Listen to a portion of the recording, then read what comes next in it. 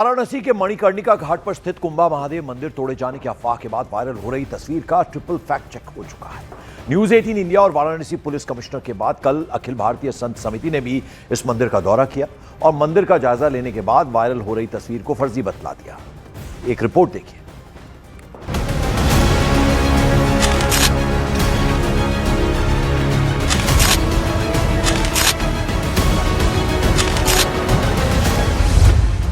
यही है वो एआई जनरेटेड फर्जी तस्वीर जिसे सोशल मीडिया पर वायरल करके मणिकर्णिका घाट पर स्थित कुंभा महादेव मंदिर को तोड़े जाने की अफवाह फैलाई गई। विपक्षी नेताओं ने इस तस्वीर की सच्चाई परखे बिना सरकार पर हमले शुरू कर दिए। तो योगी सरकार ने तस्वीर की सच्चाई दुनिया के सामने रख दी। कहते हैं झूठ की जिंदगी ज्यादा नहीं होती। हम आपको कुंभा महादेव की एआई इमेज का ट्रिपल फैक्ट चेक करके दिखाएंगे, जिसके बाद सब कुछ दूध का दूध और पानी का पानी हो जाएगा। अखिल भारतीय संसद समिति ने किया फैक्ट चेक। कुंभा महादेव मंदिर को तोड़े जाने की अफवाह की सच्चाई जानने अखिल भारतीय संत समिति के महामंत्री स्वामी जितेंद्रानंद ने खुद मंदिर का दौरा किया और मंदिर में दर्शन पूजन के बाद मंदिर की असली स्थिति बयां की।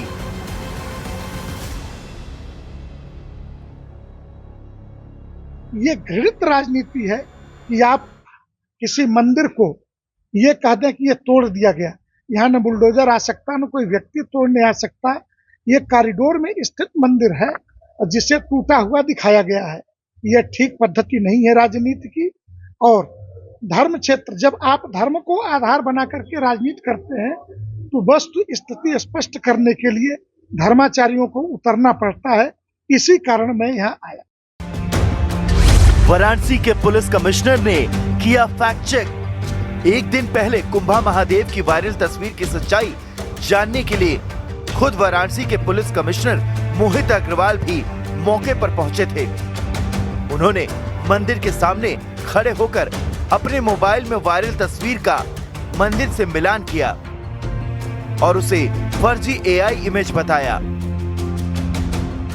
निश्चित रूप से इसको गलत रूप से भ्रमित करने के लिए, लोगों की धार्मिक भावनाओं को भड़काने के लिए इस समय का कुत्सित प्रयास किया गया है। तो हम लोग इसमें अपने इन्वेस्टिगेशन को आगे बढ़ा रहे हैं। न्यूज 18 इंडिया ने किया फैक्ट चेक। न्यूज 18 इंडिया ने भी ग्राउंड जीरो पर पहुंचकर मंदिर की स्थिति का जायजा लिया। हमने पाया कि मंदिर के आसपास रीडेवलपमेंट का काम हो रहा है, लेकिन कुंभा महादेव मंदिर समेत वहां मौजूद किसी भी मंदिर को एक खरोच भी नहीं आई है।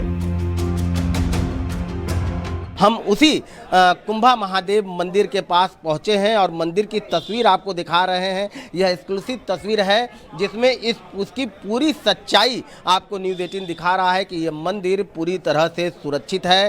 इस तस्वीर को आप देख सकते हैं कि इस तस्वीर में बाकायदा श्री कुंभा महादेव मंदिर का दावा किया गया और ये बताया गया है कि यह मणिकर्णिका घाट पर स्थित है और विकास के दौरान इसी मंदिर को तोड़ दिया गया है। 2019 में काशी विश्वनाथ कॉरिडोर बनते वक्त मंदिर के आसपास 400 मकान तोड़े गए थे। उस वक्त भी कई मंदिरों को तोड़े जाने की अफवाह फैलाकर काशी का माहौल खराब करने की कोशिश की गई थी। प्रशासन के मुताबिक वैसी ही कोशिश इस बार भी की जा रही है। और इधर आपको बता दें, उत्तर प्रदेश की योगी सरकार वाराणसी में मणिकर्णिका घाट का सौंदर्यीकरण करवा रही है। इसके लिए वहां पर बड़ी सावधानी के साथ तोड़फोड़ चल रही है, लेकिन सोशल मीडिया पर वायरल हो रही कुछ एआई तस्वीरों की वजह से बवाल मच गया। ऐसे में आइए आपको जरा बतला दें कि काशी में मणिकर्णिका घाट को लेकर पौराणिक कथा क्या है और मौजूदा वक्त में इस घाट का महत्व क्या है।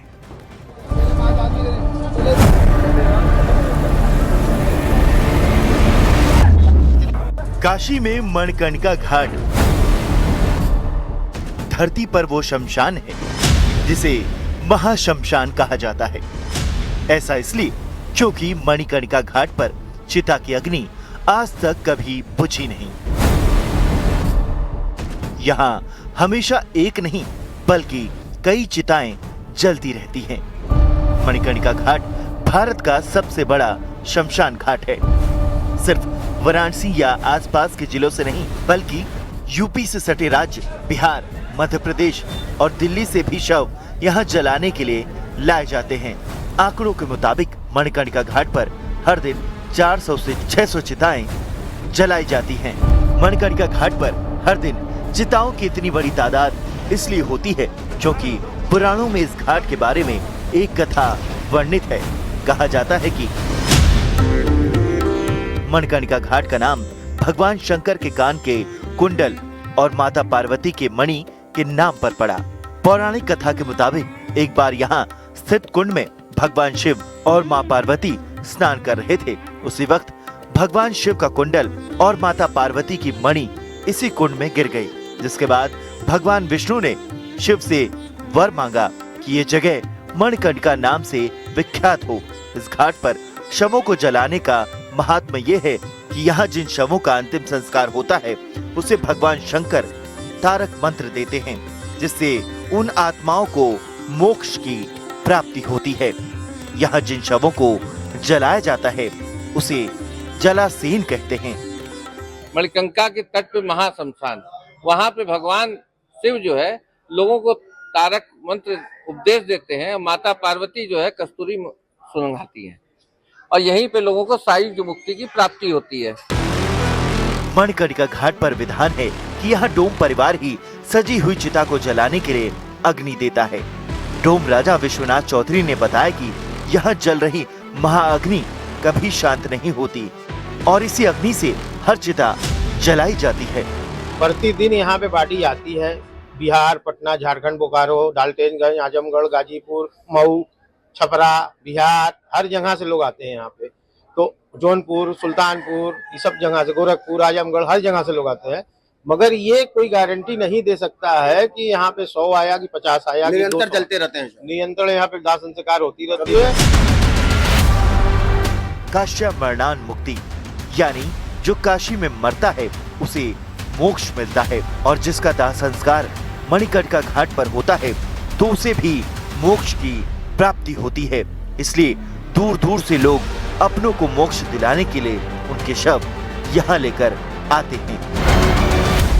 एक मान्यता यहाँ पर यह भी है कि जो काशी के बाहर रहते हैं वो यहाँ मणिकर्णिका घाट पे यदि उनके अंतिम काल में उनके जो शवों का जो अंतिम संस्कार होता है वो यदि इस घाट पर हो तो उनको भी मोक्ष प्राप्त होती है।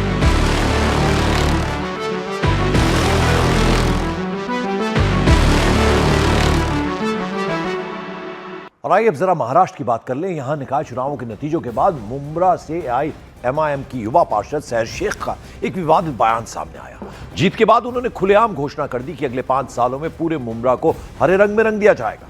उन्होंने विरोधियों पर तंज कसते हुए खुद को शेर का बच्चा बतला दिया और धन बल की राजनीति को नकारने के लिए जनता का शुक्रिया अदा किया।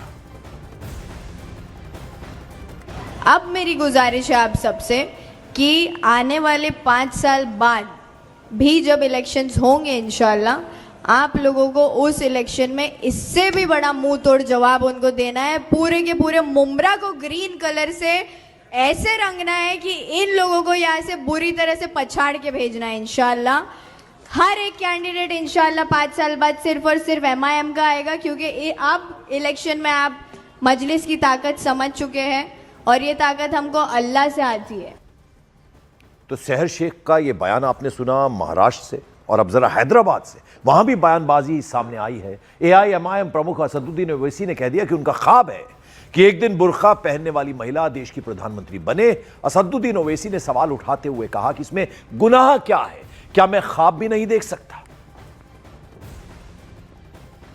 मेरी ख्वाहिश है, मेरी कोशिश है, मेरा ख्वाब है कि एक दिन इस देश की प्रधानमंत्री हिजाब पहनने वाली लड़की होनी चाहिए। अगर ये मैं बोल रहा हूं तो इसमें कौन सा गुनाह है? क्या हम ख्वाब नहीं देख सकते? क्या हम उस ख्वाब को पूरा करने की कोशिश नहीं कर सकते? क्या भारत का संविधान हमको इस बात से रोकता है? नहीं रोकता है। यही तो हम ये कह रहे हैं कि ख्वाब देखो, उन ख्वाबों को पूरा करने के लिए मुत्तहिद रहो, काम करो। तो इसमें अगर कोई तकलीफ, किसी के पेट में दर्द हो रही है तो भाई आप तो पाकिस्तान की ज़बान में बात कर रहे हैं। पाकिस्तान के संविधान में मजहब के बुनियाद के ऊपर कोई उनका प्रधानमंत्री या उनका राष्ट्रपति बन सकता है।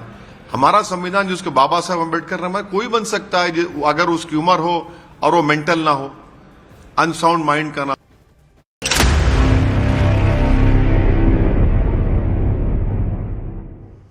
केजीएमयू धर्मांतरण मामले में पुलिस ने आरोपी रमीज से पूछताछ की, जिसमें कई चौंकाने वाले खुलासे हुए। आरोपी डॉक्टर रमीज को 48 घंटे की रिमांड पर लेकर पुलिस ने 120 से ज्यादा सवाल पूछे।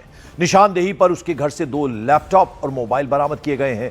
लैपटॉप में 13 साल का डाटा मिला, जिसमें हिंदू लड़कियों के नंबर, वीडियो और कॉल गर्ल्स के कॉन्टैक्ट शामिल हैं। जन्नत नाम का फोल्डर मिला, जिसमें कई अश्लील वीडियो थे। सूत्रों के मुताबिक इन वीडियो का इस्तेमाल ब्लैकमेलिंग और धर्मांतरण के दबाव के लिए किया जाता था। Forensic team delete data recover कर रही है और सवाल जवाब में नेपाल सीमा तक संपर्क और आगरा के डॉक्टर परवेज से रिश्तों पर भी सवाल हुए, लेकिन रमीज ने चुप्पी साधी। उसने 3 मददगारों के नाम बताए। एसटीएफ ने भी अलग से सवाल जवाब किए, पूछताछ की। पुलिस अब मेडिकोज ग्रुप और नेटवर्क की तकनीकी जांच कर रही है। इस केस ने मेडिकल सर्कल में हड़कंप मचा दिया है। तो आपको बता दें, कई सारे जो बातें हैं वो सामने आई हैं और अलग अलग तरीके से पूछताछ की गई। और आपको बता दें कि रमीज ने चुप्पी साधी रखी कई सारे सवालों में। 3 हालांकि ये हेल्पर्स जिन्होंने मदद की, उनके नाम उसने बताए। एसटीएफ ने भी अलग से सवाल जवाब किए और पुलिस अब मेडिकोज ग्रुप और नेटवर्क की तकनीकी जांच कर रही है।